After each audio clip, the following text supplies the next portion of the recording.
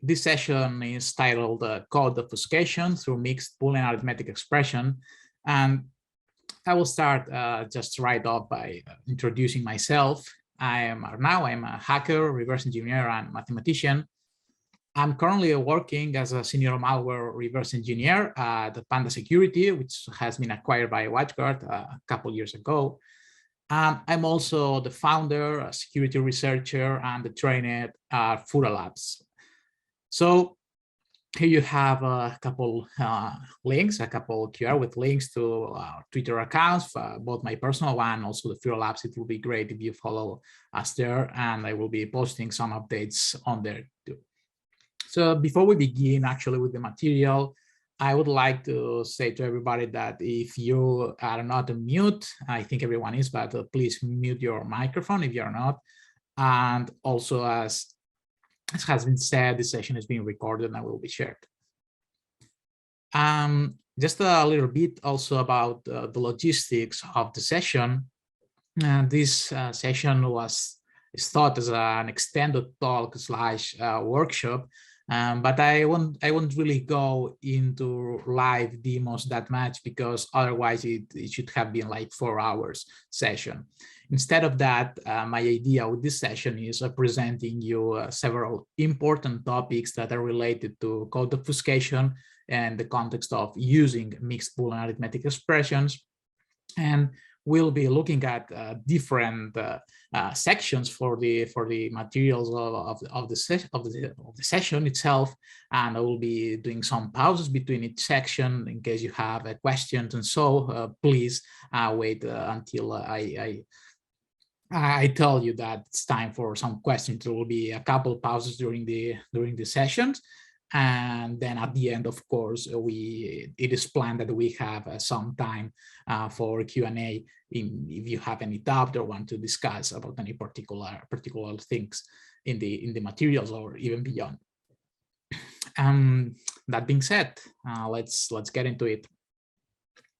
This is the agenda that we'll be doing today. First of all, I will provide a bit of context of what is code obfuscation, where can we find it, and so, and just to contextualize the scenario where we are going to play with our mixed Boolean arithmetic expressions.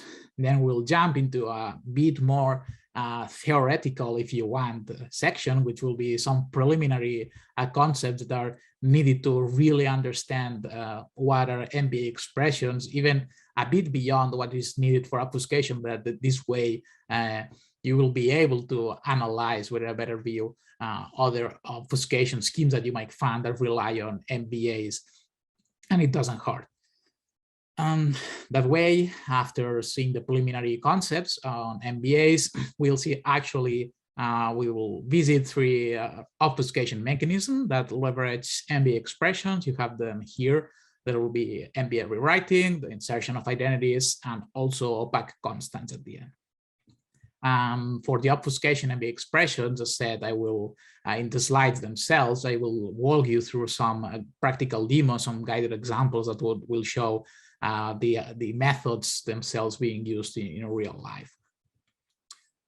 Okay, so code obfuscation.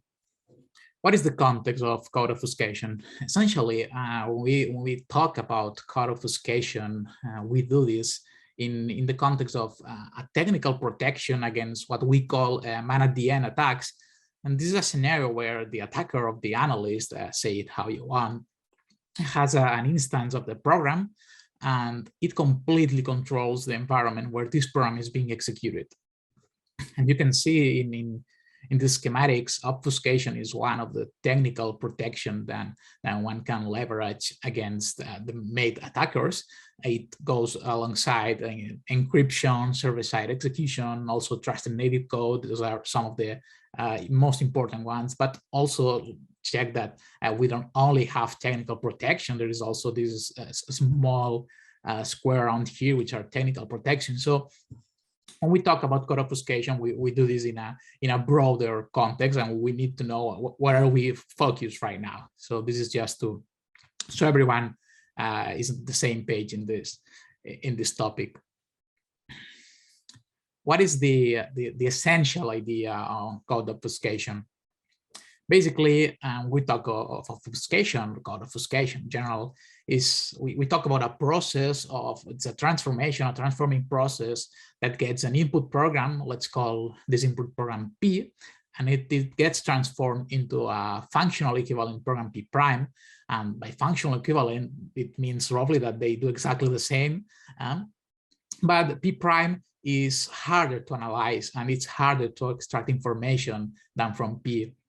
When I talk about harder to analyze and to extract information, it is in the sense of both from a human perspective, that is, you have an analyst, a reverse engineer that is trying to extract some information, some algorithm, some data from a program. And by obfuscating such program and also only releasing the obfuscated part, the counterpart, which is P prime in this case, then you make it more harder for the human analyst to retrieve the data that he's interested. But also in the sense of automatic tools or tooling doesn't really need to be automatic, but getting obfuscated code makes our tooling to be more dependent on some manual analysis. It makes useless some automatizations that one might have.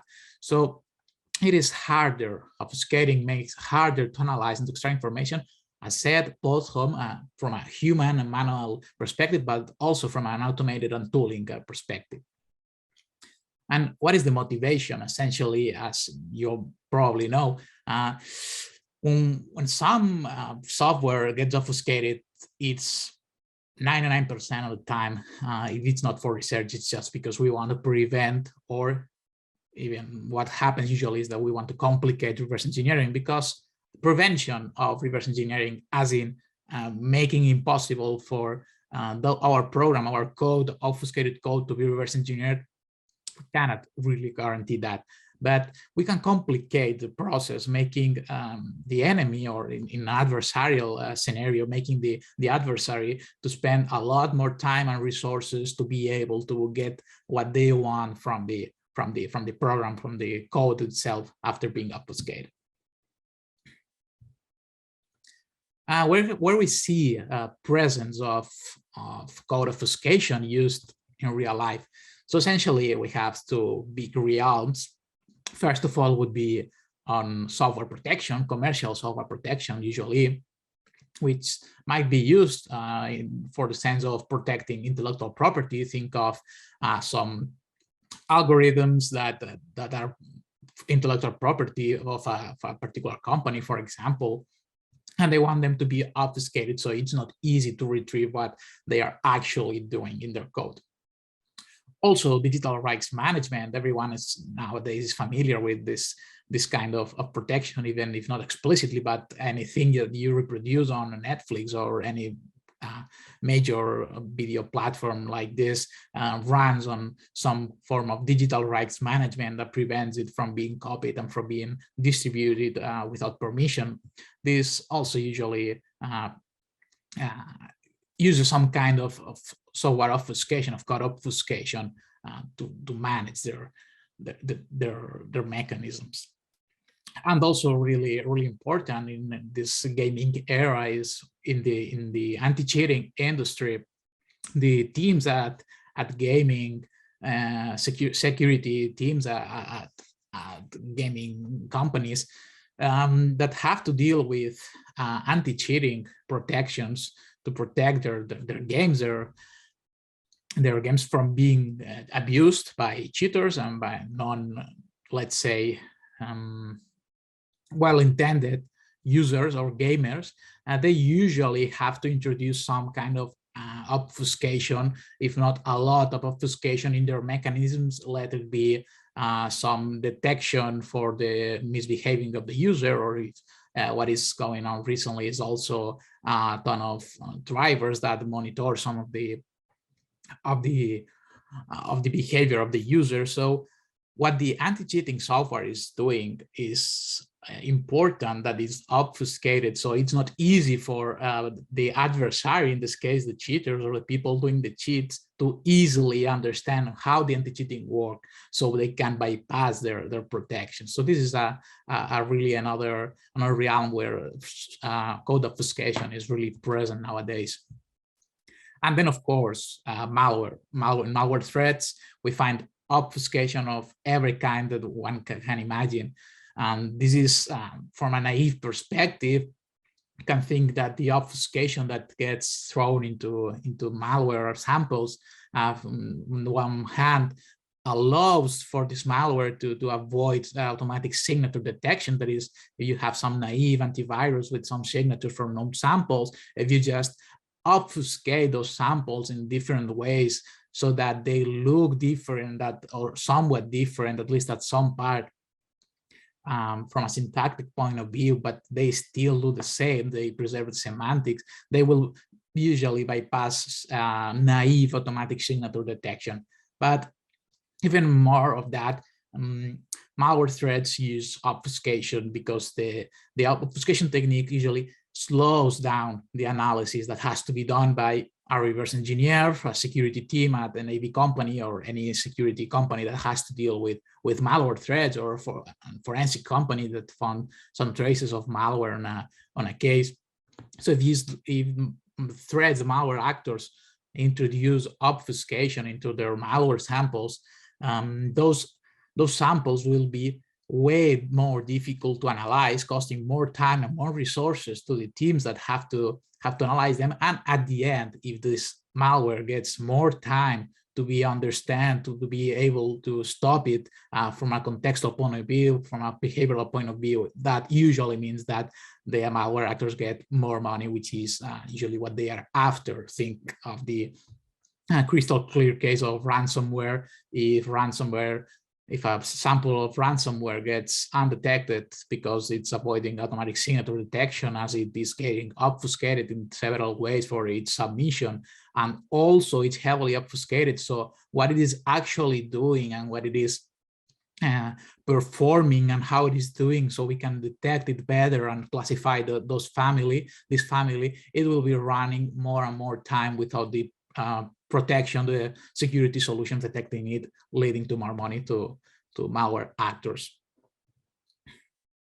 And what is the basic idea behind the methodology of code obfuscation? Essentially, we have to apply a transformation in abstract. We'll specify a bit more, but it's just applying a transformation that messes, that complicates, that makes more complex either the control flow or the data flow of program. Even there are times that there's some obfuscation mechanisms that can obfuscate both at the same times.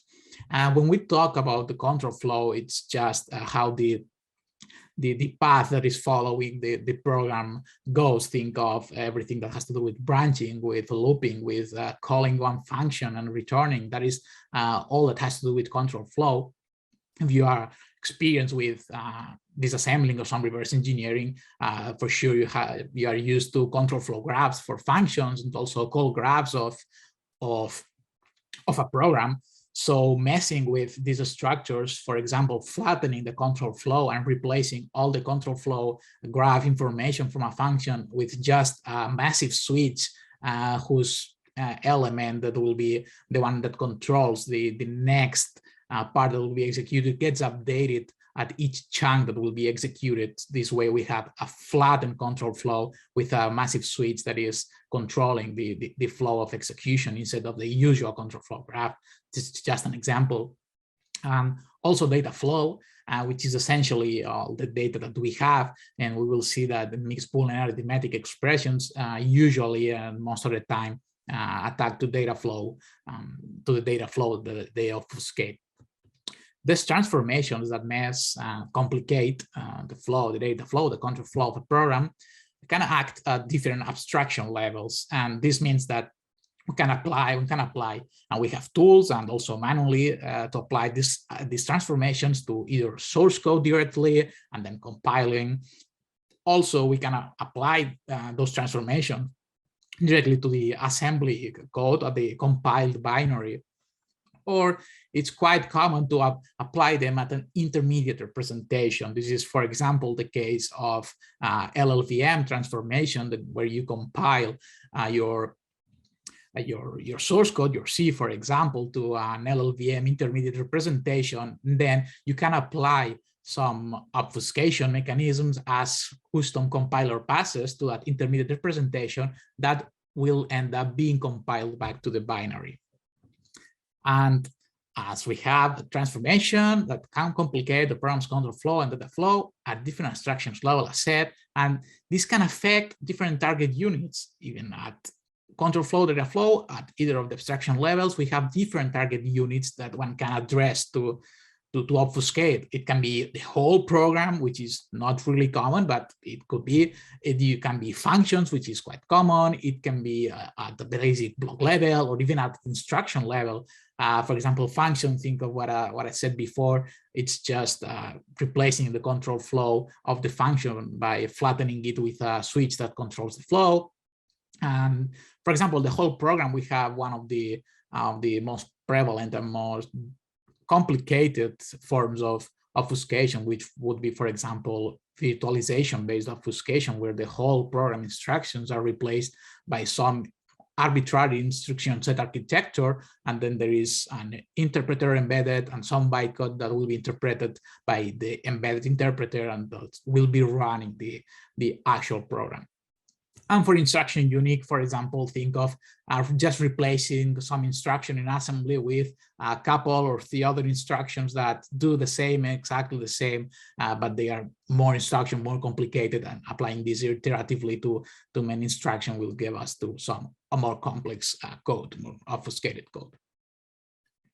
And just a quick remark, we have many techniques for obfuscation, like a lot, and every day there is a new technique, but even if some of them might seem that are weak in the sense of, okay, this is easy to spot on, but we can combine several weak techniques, you want to say weak, and create a hard obfuscation transformation. They usually don't need to be applied separately. We can have virtualization-based obfuscation that for each of the instruction that is virtualized, it's applying some data flow obfuscation and to even hide even more the actual meaning of each virtualized instruction, the virtual handlers that will work on that.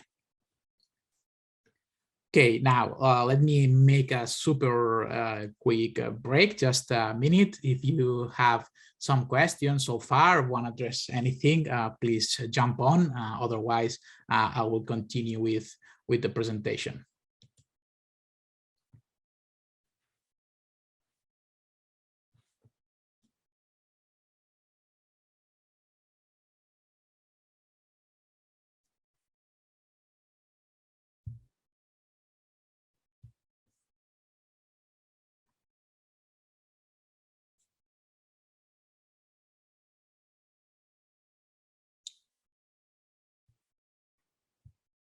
Okay, so it seems that everything is clear so far. Well, let's continue. Now we'll take a look at some preliminary MBA concepts that will be necessary, or at least really interesting for us to really grasp, to understand, because that will allow us to reason about MBAs in a way more smart, and in a more smart way, and understanding really what's going on there. So in a nutshell, mixed Boolean arithmetic expression is, as its name says, it's an expression which is composed of a combination of integer arithmetic operators. You can think of a sum, of subtraction, multiplication, and also bitwise or Boolean, say it the way you prefer, operators. For example, the AND, OR, XOR, NOT. Those are the most common ones. Here you have a super simple example of a mixed Boolean arithmetic expression. So you can see it's just an expression which is composed of integer arithmetic operators, in this case just a sum and this implicit multiplication, and also some bitwise operators. In this case we have the XOR and also the AND operators. As has been said before, MBA expressions are usually leveraged to obfuscate the data flow of some code. And the idea behind it is we can retroactively apply some rewriting rules and some function identities that complicate, that obfuscate, that make more complex the initial expression while we preserve the semantic behavior. And this is super important all the time.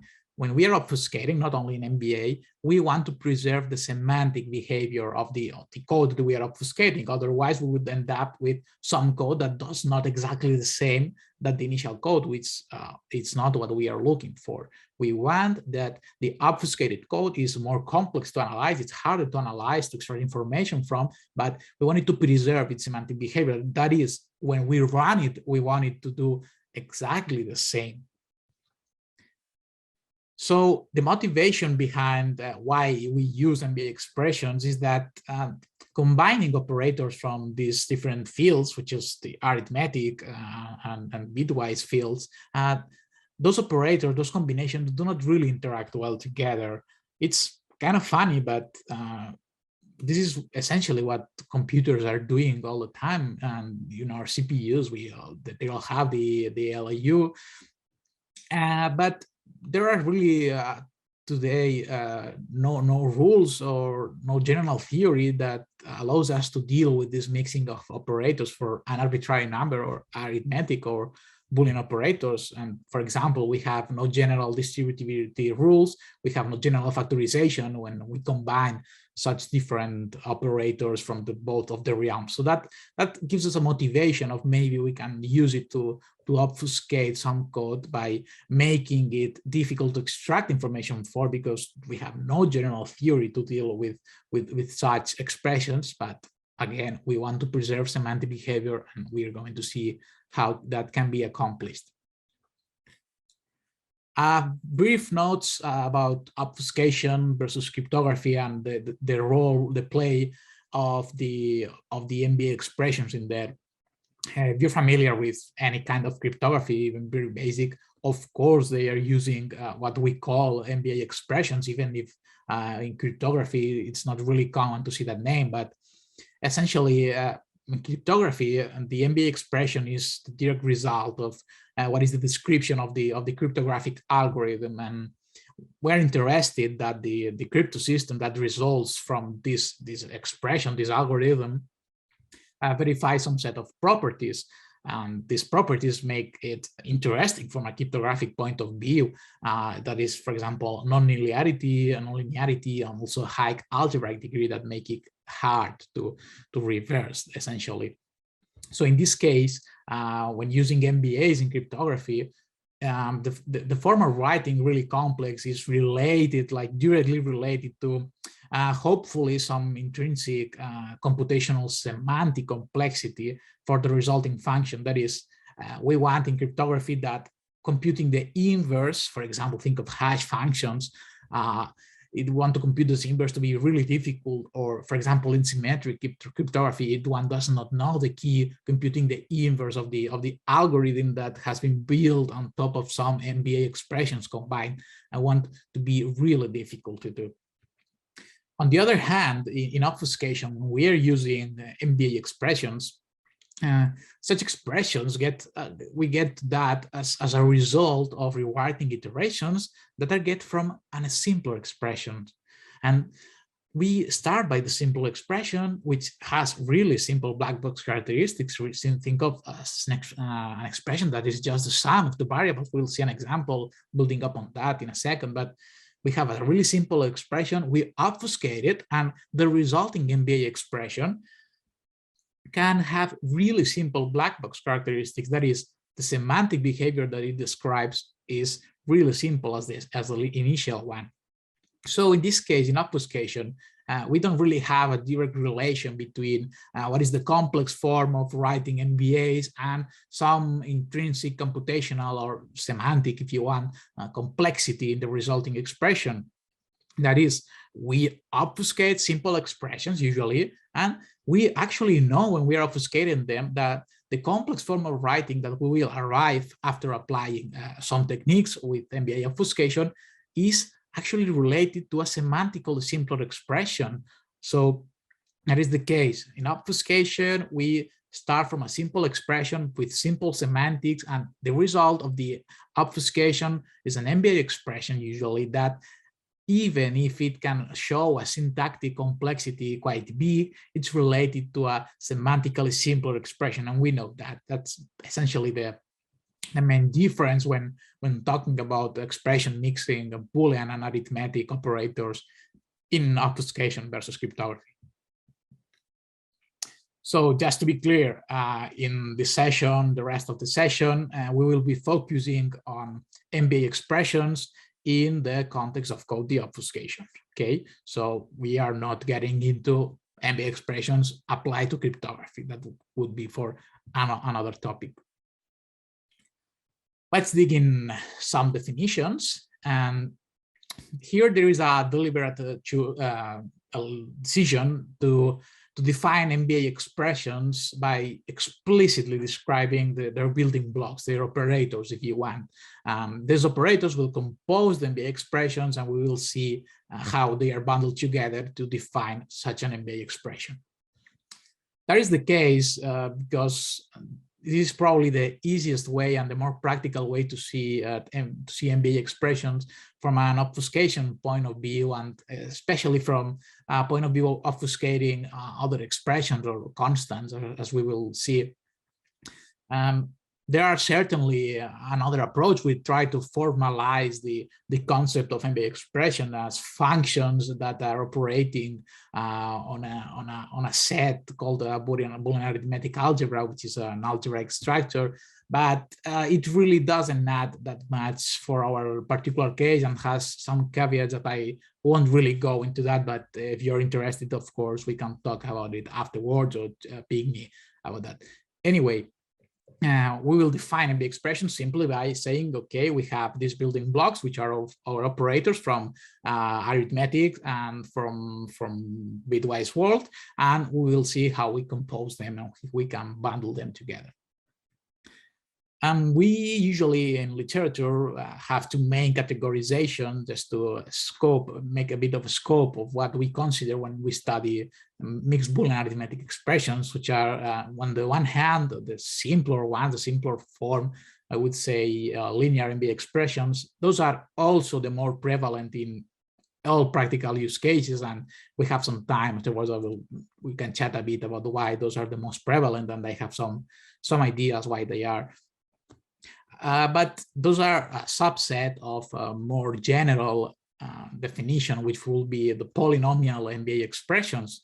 So as you can see, the linear ones are a subset of polynomial ones. So now we'll go to define polynomial MBA expressions, see an example, and then define the linear ones as a restriction, a subset of the polynomial ones.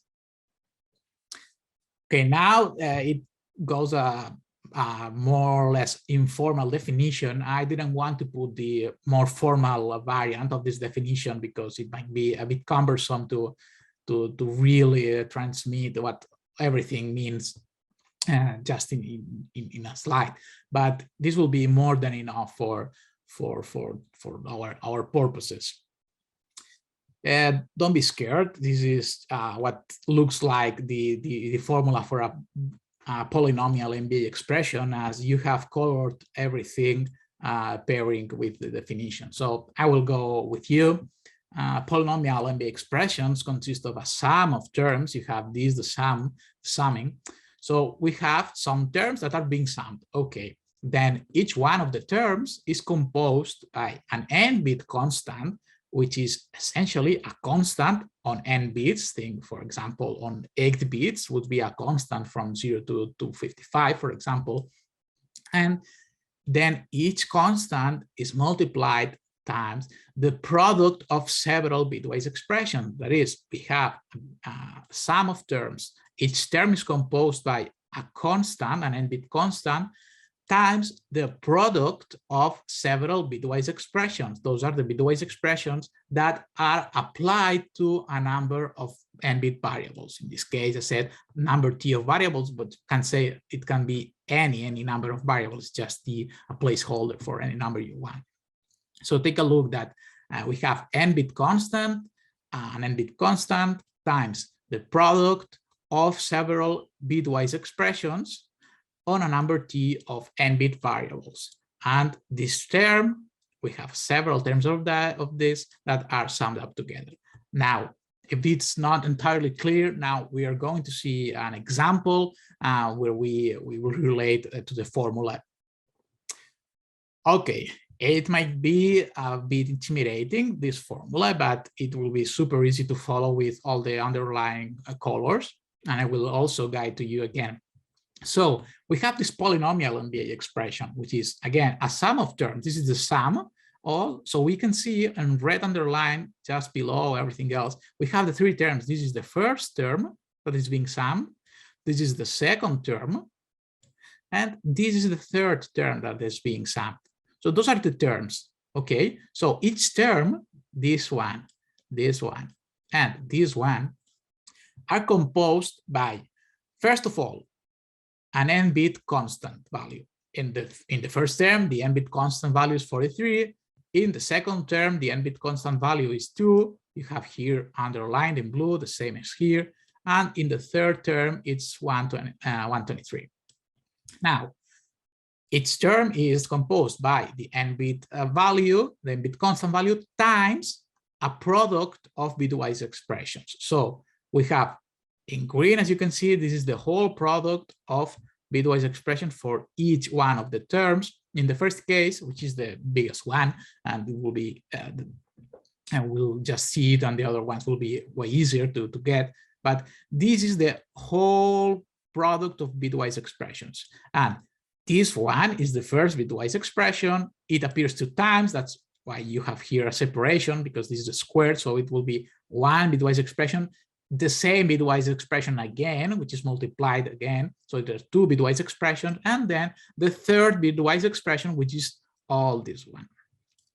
And these bitwise expressions are applied to several variables. In this case, we have the whole expression applies to 4 variables, x,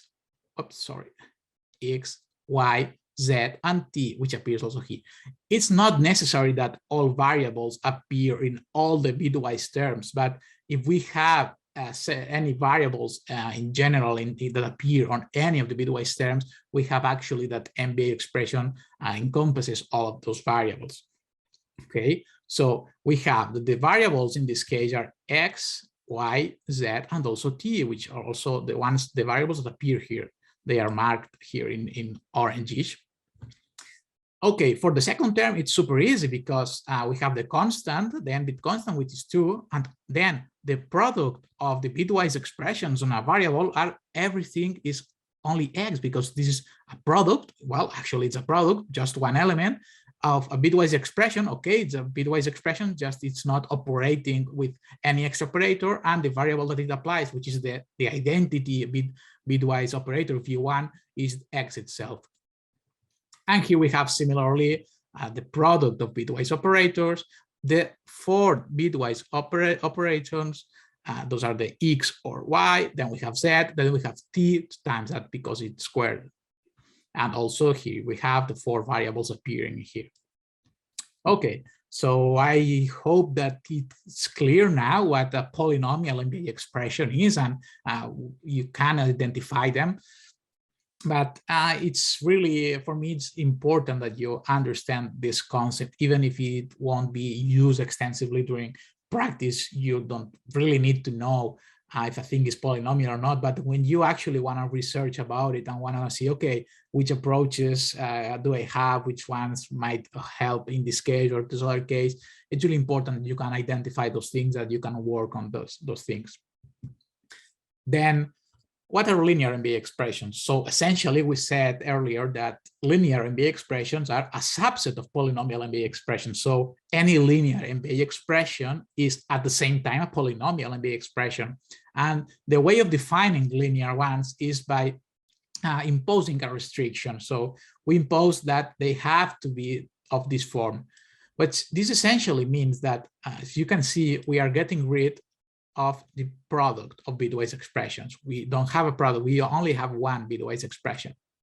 So we are imposing the definition, another restriction for the expression to be linear that we can only have just one bitwise expression for each term. Okay, so each summing term can only have one bitwise expression instead of a product of an arbitrary number as we have in polynomial ones. Here, just a note, take it with a grain of salt, especially if you're coming from a more mathier background. But when in practice, at least in these cases, this will serve us. You can vaguely think of linearity, the property of linearity of an expression as some restriction that does not allow the variables to end up being multiplied together. If you made some linear algebra, for example, in college, it's the study of their study does not englobe anything that has variables being multiplied together. So you can think it in that way. If we only allow one bitwise expression for each term, then there won't be any variable that will end up being multiplied together, because remember, multiplication is an arithmetic expression, not a bitwise one. Okay, again, take this with a grain of salt if you come from math background, especially, but you can, in the practice, you can think of this in that way. So we are restricting a polynomial expression by not allowing variables to end up being multiplied together. And by not allowing this, what this translates in reality is that we are just allowing one bitwise expression for each term. Okay. Now let's see an example of this. Way simpler example. This is the same expression that we've seen before. And I will argue again, but after you have seen the polynomial, this will be a piece of cake. Anyway, we have a sum of terms. We have the first term, the second term, okay? Each one is composed by an n-bit constant. Take a look that here we don't have an explicit n-bit constant, but essentially this means that the constant would be 1, but it's not explicit here. And for the second term, the constant would be 2. And then a bitwise expression on some variables, some number of variables. In this case, we have variables x and y for the whole NBA expression, and the bitwise expression for the first term is x or y, and for the second term is x and y. So this is a linear NBA expression, and we'll build up on this example a bit. So now let's dive a bit into the idea of what this motivates us. So how do we come from those definitions that might seem strange for some of you, but how do we get from this to something that has to do with obfuscation? Okay. So notice that if we assume that the variables have the same bit size, for example, in 8 bits or 16 or whatever bit size you want, it just has to be the same. Then the previous example, which is this expression that we have just seen, simplifies to this expression that we call eSemp, which is just the sum of the two variables. What does this mean? So that essentially means that the expression E is a more complex expression that is simplified from a syntactic point of view. That is, it's writing directly. You can see directly that writing it is a little bit more complex, not a lot, but somewhat more complex than this expression here from a syntactic point of view. But they're semantically equivalent. That is, they show the same behavior.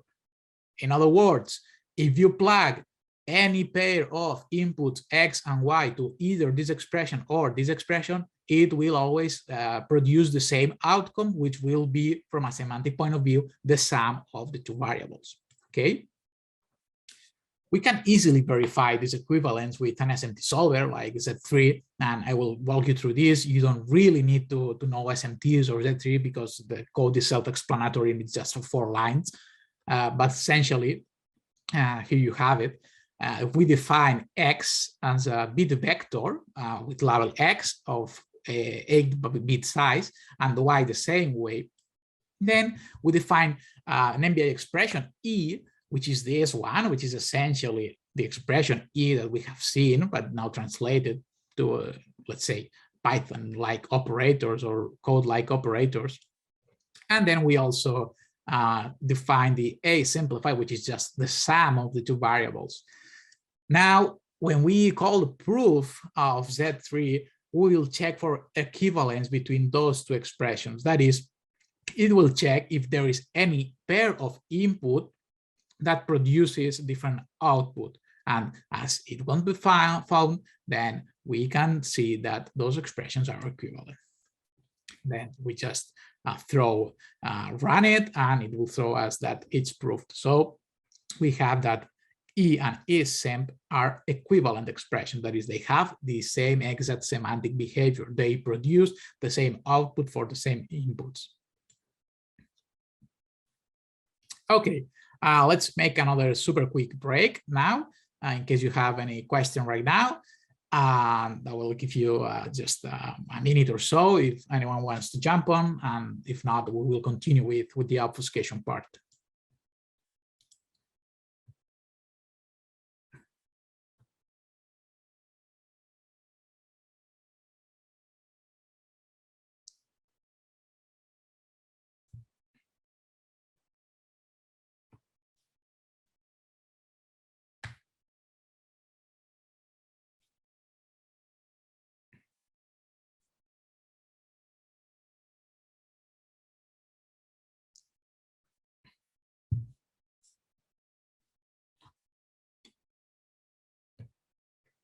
Okay, cool. So no questions so far. I hope everything is clear. Anyway, we will have some time after the session for any Q&A that you might have for any part of the session.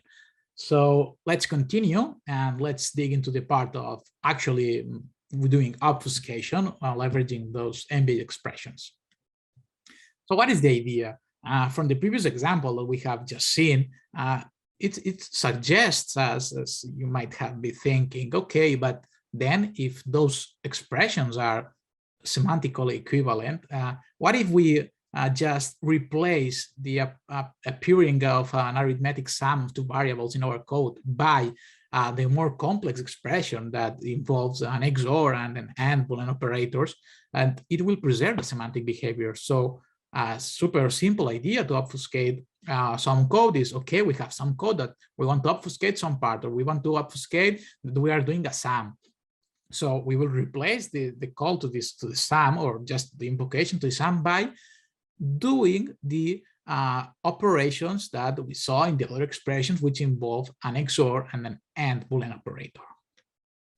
So what I've been saying, given an MBA expression, let's call it A1, we are interested in generating an expression E2, which is semantically equivalent. That is, they show the same behavior, but E2 being syntactically more complex than the initial expression E1. That is what we said at the very beginning of obfuscation. Our goal is to make our code more difficult to analyze and to extract information from. If you, instead of putting a sum, you put some other expression which is more complex from a syntactic point of view, but this expression preserves the semantic behavior, you will have a semantically equivalent code that is more complex syntactically and thus harder to analyze.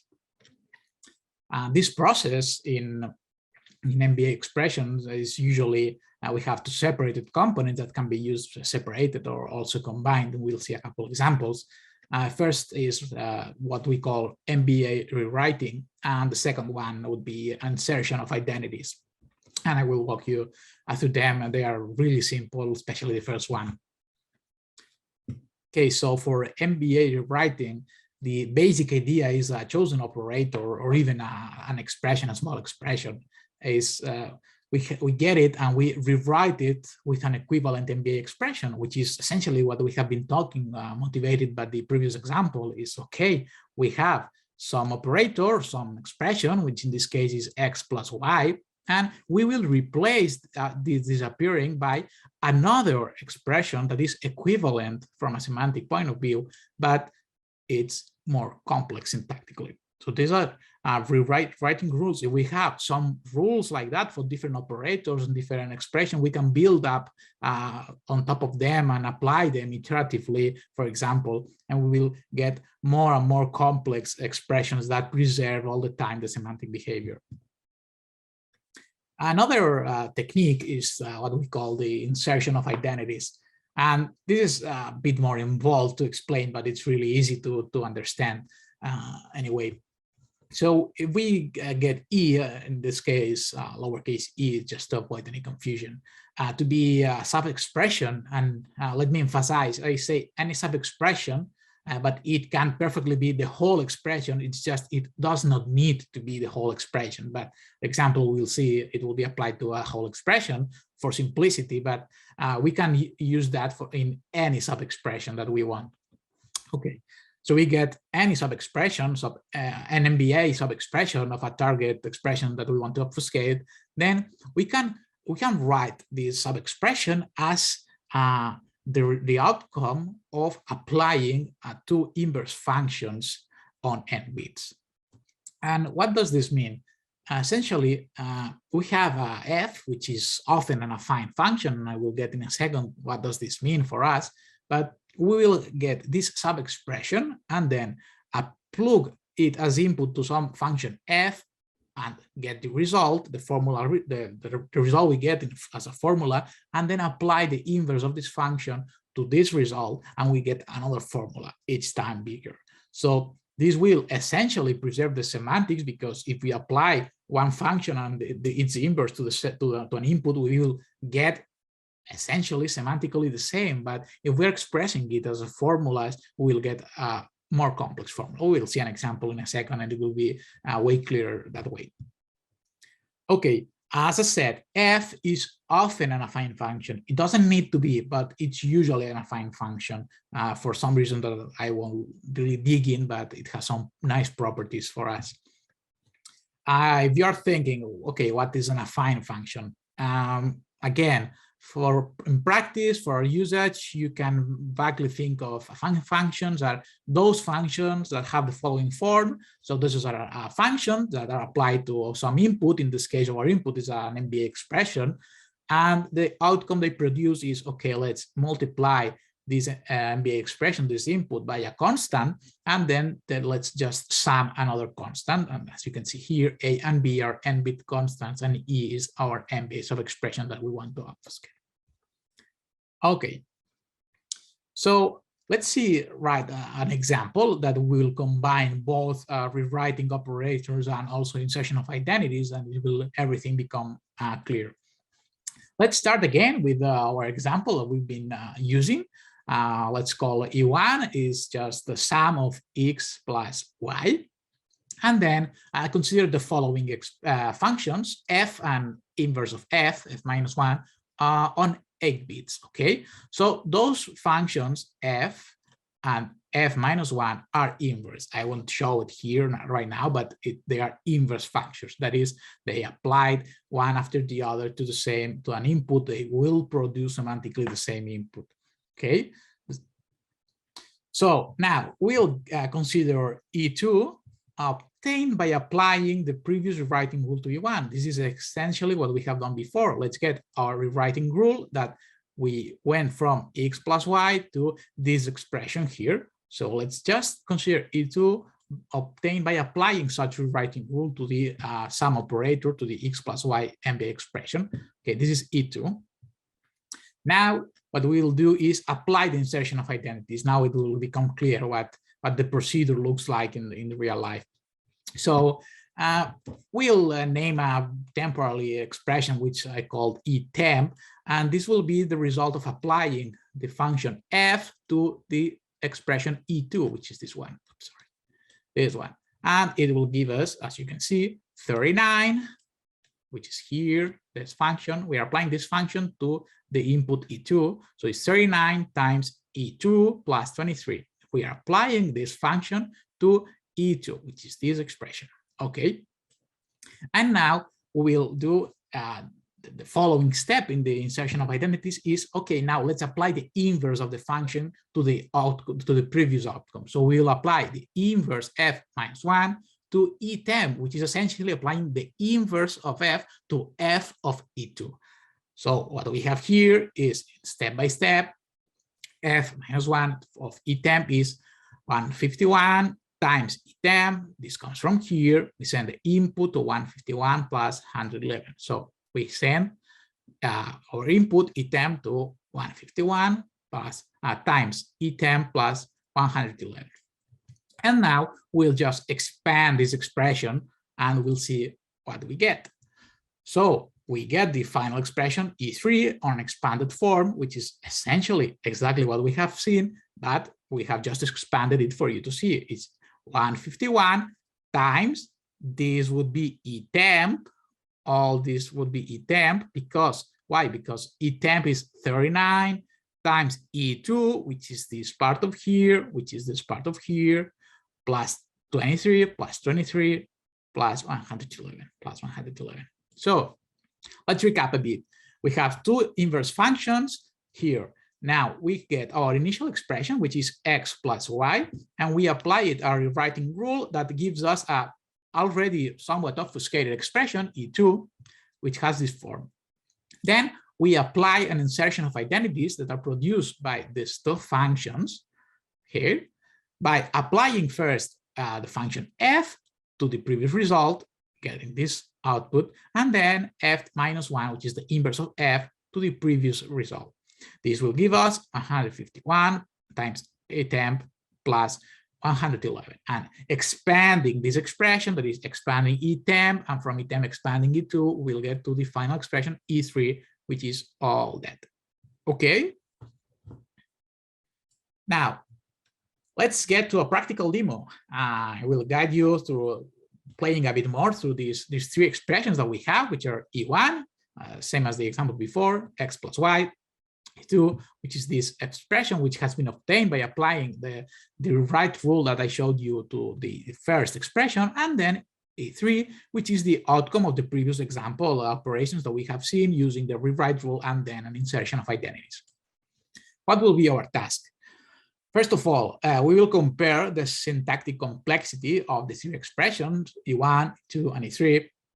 Then we want to observe the semantic equivalents, and by observing, let's just see their behavior is the same.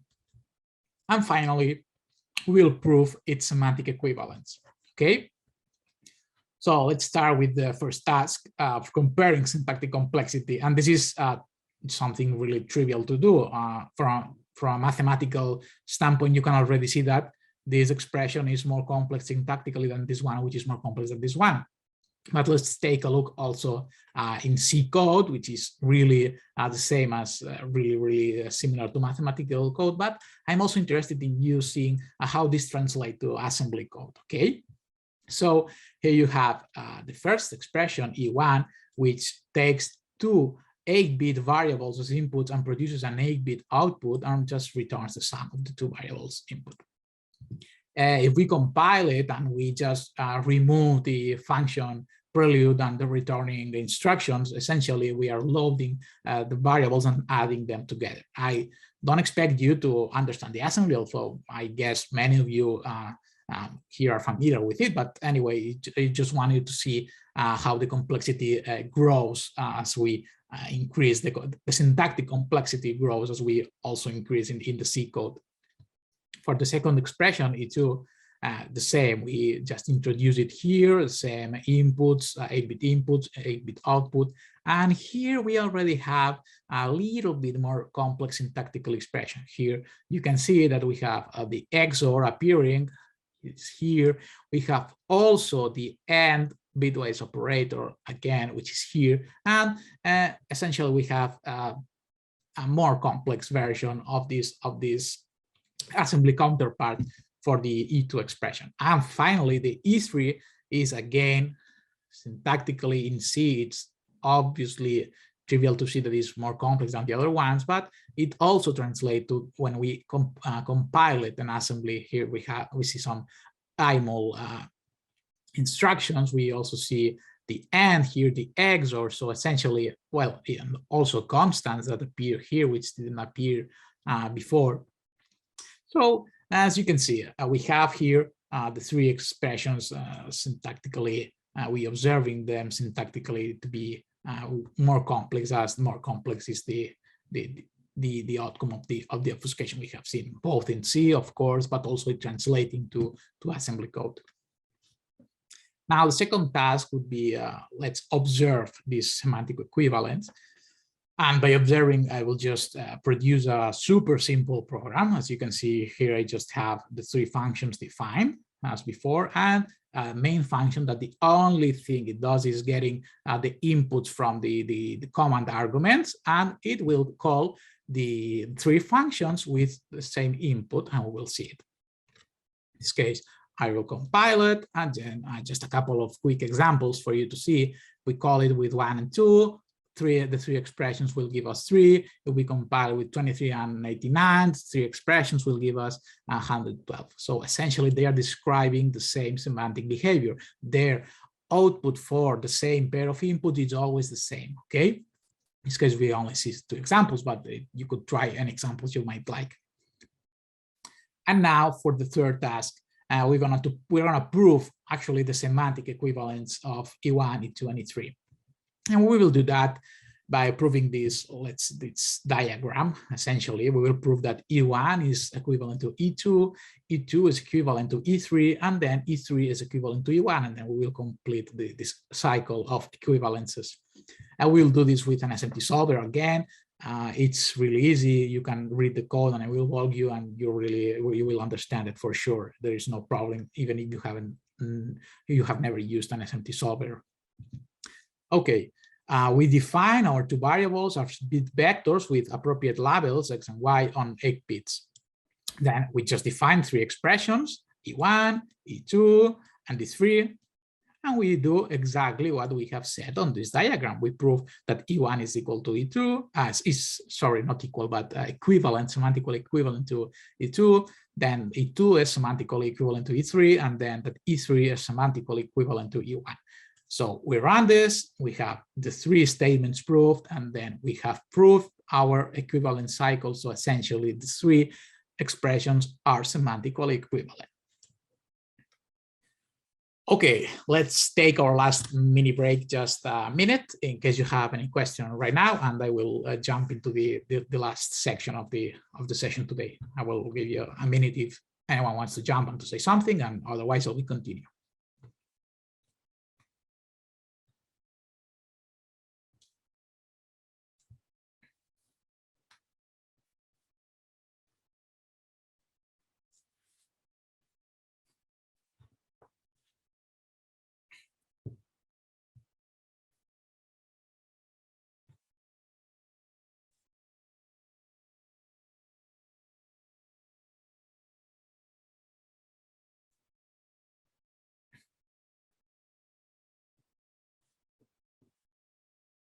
Okay, so said before, you will have time after I end the session for some Q&A. I have allocated some time for it, so don't worry if you are saving some questions for the end, or anyway, if you just don't feel like jumping in public, you can also reach me through Twitter or through any means you might want, and we can have a chat anyway. So let's get into opaque constants. What are they? And this is another technique that will leverage MBA expressions, and it will allow us to hide a target constant k. So think of a k as some part of a cryptographic key, for example, or even a key directly that we want to use it several times, for example, but we don't want to have it like hard coded in our code. We have it to be hidden, to be opaque. That is the name says. It's combining, is a technique that will combine the power of MBA expressions with what we call permutation polynomials. Don't be scared again. We'll just touch a bit on what are permutation polynomials, but in practice, they will be just easy to use. Just for the sake of completeness, a permutation polynomial is such a polynomial that acts, as the name indicates, as a permutation of the elements of the set they apply. So essentially, in our case, we are applying those polynomials to the set of n-bit values. That means when we have such a permutation that they define a one-to-one map, that is, they define a bijection, and this translates in the fact that for any permutation polynomial p, we have another polynomial q, it exists another polynomial q that defines the inverse map of p, which means that if we have an n-bit value x, we apply q to polynomial q to that value x, we evaluate the polynomial on that value. It's better said that way. We evaluate the polynomial q on that value x, and then we evaluate the polynomial p on the result of the previous evaluation. We will get back the original x. So essentially, p and q act as a functions, as a maps, as inverse maps. And that's everything we need to know about polynomial permutation polynomials for now. Okay, let's define the opaque constant technique. Let k be an n-bit target, the constant we want to hide. Then let p and q be polynomials, permutation polynomials, but anyway, any set of two polynomials that act themselves as one-to-one maps, one-to-one inverse maps that have coefficients on the same size of bits that k. We have n-bit coefficients for the polynomials, and the fact that they are inverse one-to-one maps, it means essentially what we have seen, that we evaluate p on the outcome of evaluating q on x is equal to x for any x that we might think of that is on n-bit. And then let's see the role that plays our MBA expressions here. We need to get E, which will be an n-bit expression of n-bit variables, that such expression is non-trivially equal to 0. And by not trivially equal to 0, I mean that it's not 0. Of course, the expression is not the constant 0, but for any input variables, it will evaluate to 0 always, okay? So we have this setup with k, which is an n-bit constant we want to hide, to p and q, which are the inverse mapping polynomials, and with e being a non-trivial equal to 0 MBA expression, then we can replace the constant k by evaluating p at the MBA expression e plus evaluating q and k, the constant k, for any values taken by the variables of the MBA expression. Okay, that is the interesting part. This will translate into a function that takes as variables the same variables that the MBA expression has, and for any input variables to this whole function, what we will get out is essentially the constant we want, the constant that we will be hiding. Okay,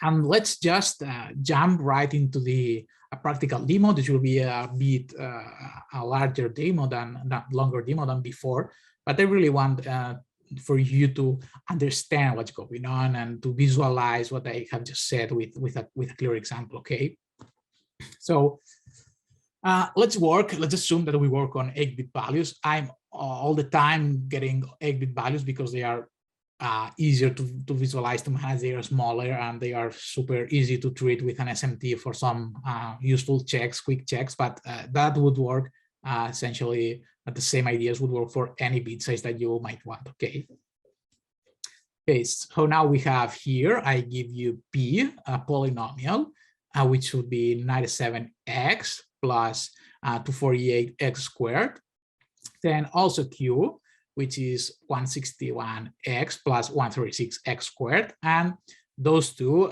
as you might have guessed, they have to be inverse for this to work, but anyway, we will check it.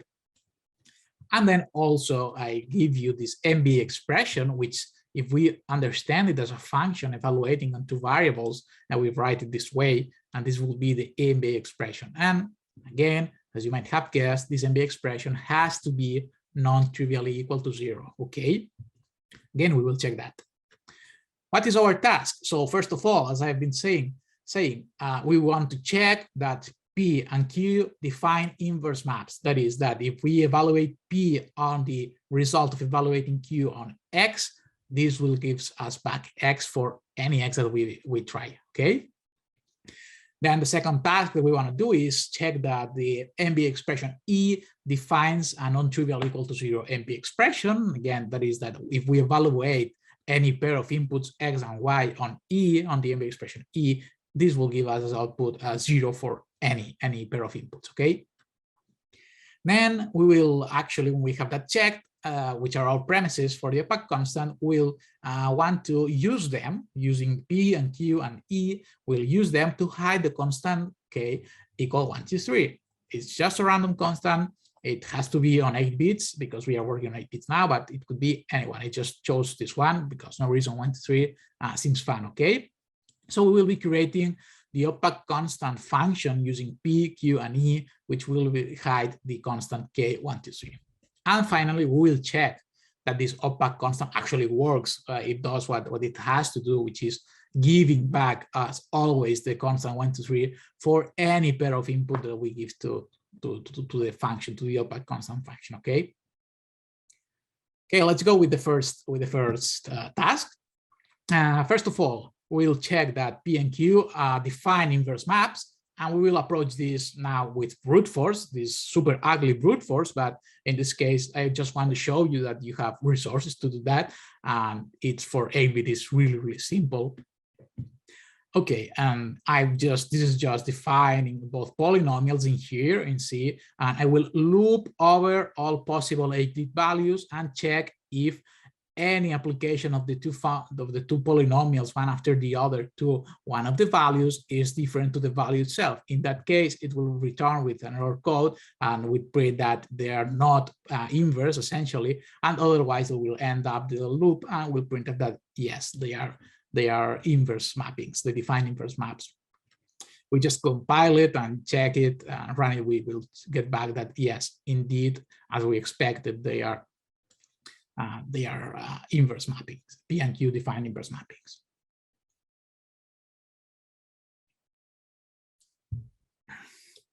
Now let's check the same thing, but this time using an SMT solver, just for you to see how this would look like. It's easier to write, but I wanted to give you the brute force option just to see that in this case, it's really easy to check it out. Let's import Z3, which will be the SMT solver we'll be using on the Python interface. And we define uppercase X as a bit vector with the appropriate level and as 8-bit size. We define both polynomials, okay, and then we just prove that both expressions are equivalent. And this essentially means, as before, that any outcome from this expression will be the same outcome for this expression for any input. So outcomes from evaluating X on Q and then evaluating the result on P are going to be always the same as if we just get X. Okay, we just run it and it will show us that it gets proved. So we have it proved. Okay, oops. Now for the second task, we want to check that the MB expression E is non-trivial equal to 0. As before, we can run it through brute force right now, which is same approach as before. Just now we have to loop 2 times because we have to input variables. But again, this is not a general approach to check those kind of things, but it can be useful for quick stuff. And I want to show you that you have these options to show it, and also it's really visual when you run through all of the values. And anyway, we define both the 2 input values, which are 8-bit, and we check for all pairs of input values if any of them, evaluating any of them on the MB expression produces a result different than 0. In that case, we would show the not equal to 0 message and return an error. Otherwise, it would end up running through the 2 loops and print our result that we are looking for, which is that the MB expression evaluated that any 2 pair of inputs will give us 0 as a result anyway. Again, we just compile it and we run it and we get the result that we expected. This is just running off through all the values and checking that all of them satisfy the constraint that we want. We are going to do exactly the same as before, but with an SMT solver. Again, really simple. Let's define X and Y as bit vectors on 8 bits. Then let's define our MB expression as a function taking X and Y as inputs and returning the MB expression again.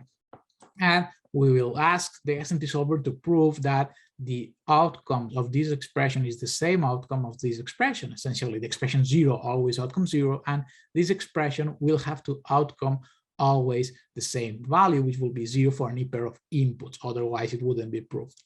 If we run it, again, we show it that it has been proved. Okay. Let's go to the third task, which will be about creating an actual opaque constant function. And this will be done through the SMT solver. It might be a bit longer than before, but it's just combining the two codes from before together, essentially, and I'm guiding you through it. First of all, we define uppercase X as a bit vector with the appropriate label on 8 bits. We define the two polynomials, okay, as functions, P of uppercase X, and we return the values that we are interested for the polynomials we have defined. And this is exactly what we had before. Now, the same as the previous task, we define X and Y, lowercase, as bit vectors with the appropriate labels and also on 8 bits, and we define the MB expression exactly the same as we did before. Now, what is new? We are now defining K as a bit vector value, which is an actual value, which will be 123, 123 on 8-bit size, okay? And now from building up on these components, on P, on Q, on E, and also on the constant, we are building our OC function, which will be, or expression, yes, which will be our opaque constant, which is, as we saw in the definition, is applying, evaluating the MB expression to any pair of inputs. That way, this will be running as variables of the outcome. So we evaluate the MB expression plus the outcome of evaluating K on Q, on the polynomial Q, and we evaluate all of that on the polynomial P. Okay, this is just, we get the expression E right here. So imagine you have this plugged in here, and you sum it with Q, evaluating K on the polynomial Q. So you would evaluate K here, substituting with X, you sum this thing, and all the result of that you evaluate as the variable for inputting to P. So if you have P of X, it will get as input all the result of that, and we'll just make the calculations on the whole input. Now we just apply very basic simplification rules that are built in Z3. It will just combine some terms to make it a bit more readable, the output, but it's not really interesting. And we'll print the expression to see how the opaque constant expression looks like. And voila, that's it. So it's just split it in lines for you to read it a bit better. But essentially, the whole expression is the output of the opaque constant that we have created. Okay, so this whole expression is the outcome of evaluating the result of summing Q evaluated at K and the MB expression E, all of that, the sum evaluated in the polynomial P, okay? And this expression is what gives us, as you can see, this is an expression that we can evaluate it on variables X and Y, which are the initial variables of our MB expression, as we said before. Now, interesting part, let's check that this opaque constant actually works, okay? First thing, we will brute force it. By brute force it is essentially trying all possible values. That is, okay, let's bring this opaque constant expression in C. This is the same expression that we seen before, just formatted a bit different, but it's the same expression, which receives as input X and Y, which are 8-bit values, and returns an 8-bit output as well.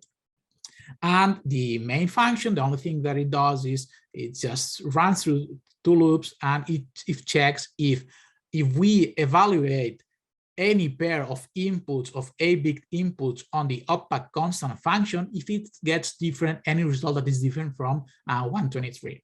In that case, it would print this message that they are different, that return an error.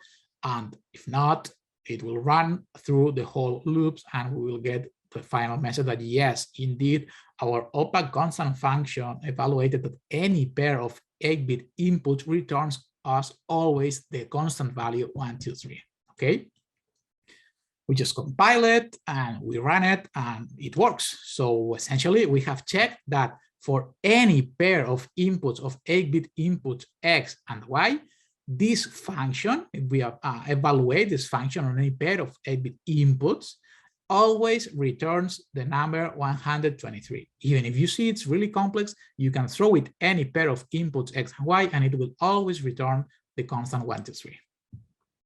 And now, as you might have guessed, we are going to check the same thing, but this time using an SMT solver. It will be really easy to check.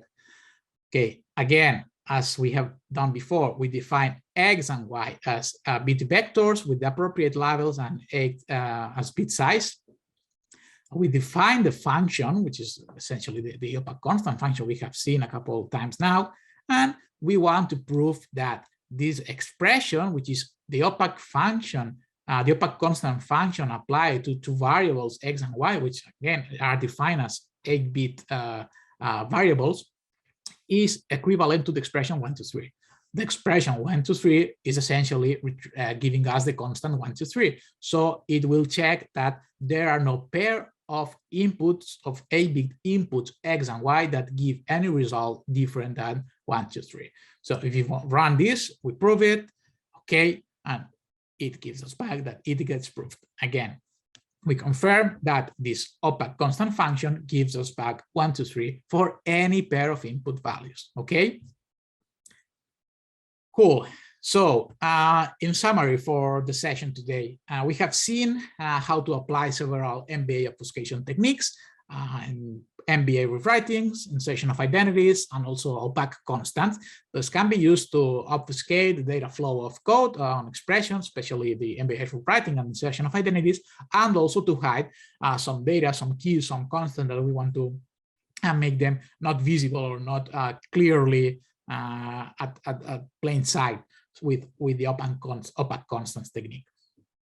Then another thing that you might have noticed is that for doing these techniques, we have used some tools, some mathematical tools, if you want. On the one hand, we have the rewrite rules. Okay, we have used some rewrite rules. In this case, we have used just one for the example, which was the one that sent the sum of two variables to this other expression involving XOR and bitwise function. We have also used pairs of affine function, which were inverse.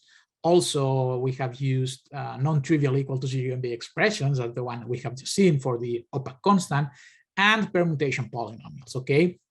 So you might be wondering now, okay, but how do we get those? So that's what will come next. So in a continuation of this session, what will come just next is, okay, we want to learn methods that allow us to generate non-trivial equal to 0 MBA expressions. We have methods to do that. Not any kind of expression, but a subset of MBA expressions, we can generate them to be non-trivially, okay? Same with linear MBA rewrite rules. We have methods to generate linear mixed Boolean-Arithmetic rewrite rules for arbitrary operators and for arbitrary sub-expressions, okay? We have those methods. Also, we can generate pairs of inverse affine functions. Those are super easy to generate because you can basically do them by hand if you want, or you can brute force, or you can get one and get the inverse through some mathematical manipulation easily. And also we would like to see how we can generate pairs of inverse permutation polynomials. That might be a little bit tricky. There is one dumb approach, if you want, that is just listing possible polynomials of degree 2 and brute forcing its inverses if they have, because it is not necessary that they exist. In our case, this is just a little math particularity that as we are working on integers, which are not a field, the inverse is not guaranteed to exist. So for some of the, indeed for many polynomials that we can think, for example, of degree 2 on one variable, there will not exist an inverse, okay? So but we can get through all the possibilities and brute force their inverse. If they exist, return them. Otherwise, jump to the next one. This is not the most efficient way to do that. There are, on the one hand, there are some tricks that give us some ideas of some conditions that have to satisfy such polynomials for them to be able to be invertible. And we have also procedures to generate some subset of inverse permutation polynomial pairs of inverse permutation polynomials. Okay, these exist as well in literature, but it's out of the scope of this session.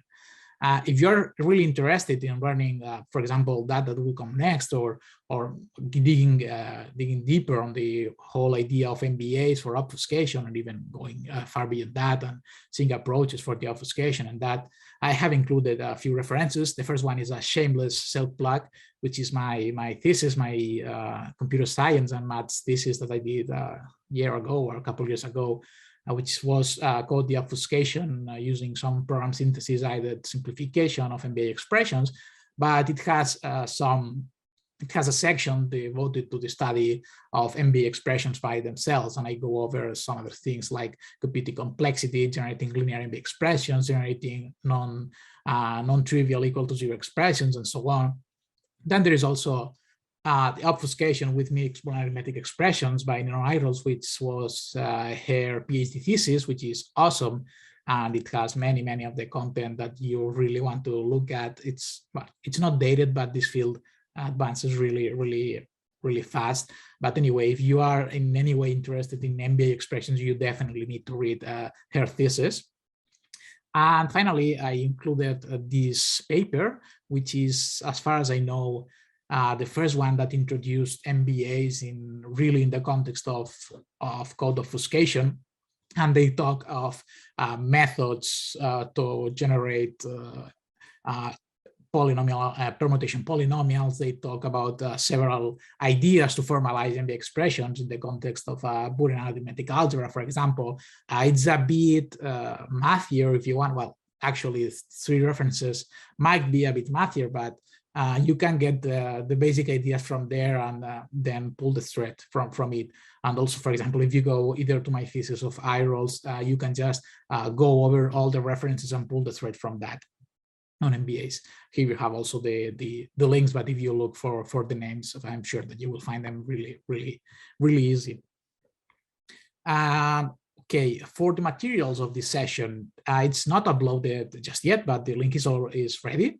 And I will be uploading it, all the examples that I've done, also the slides, and basically that. So if you just want to jump over it and have it bookmarked or something, otherwise the best thing you can do is follow me, Fura Labs on Twitter, because I will launch it. I will announce when the materials are ready, hopefully later today or maybe tomorrow. I will clean the slides if there's some typo or there's anything like that, and the same with the examples, and we'll give it. We'll upload it on this GitHub repository. If you want to know more, so there is my blog, the blog on Fura Labs. I have a blog post on MBA expressions, on definitions, and so there is a second part coming out really soon, because I was waiting for this talk to be for this workshop to be done to upload the second part, which will dig more into the obfuscation mechanisms that we have, and so. And finally, if you're really interested, I am offering trainings through Fura Labs, which you can check out on our website or just scanning this QR.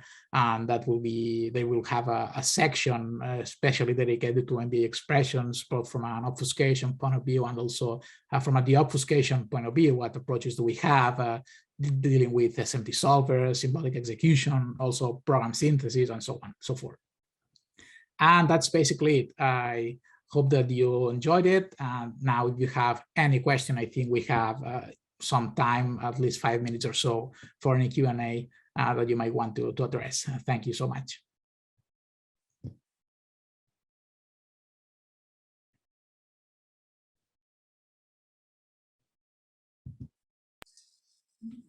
Thank you very much.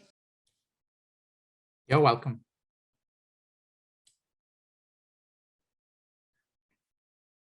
So if you want to jump with any any question, that will be fine. Otherwise, as said, you can find me on Twitter. Is probably the easiest way to find me, either at my personal one or the Fora Labs. Otherwise, you ping me wherever you find me, and I will be glad to chat with you, to reply to any questions. And anyway, any doubts you might have, if you want to dig further or want more references or anything, I'm totally open to have a chat with any of you after the presentation, after this session. That would be no problem.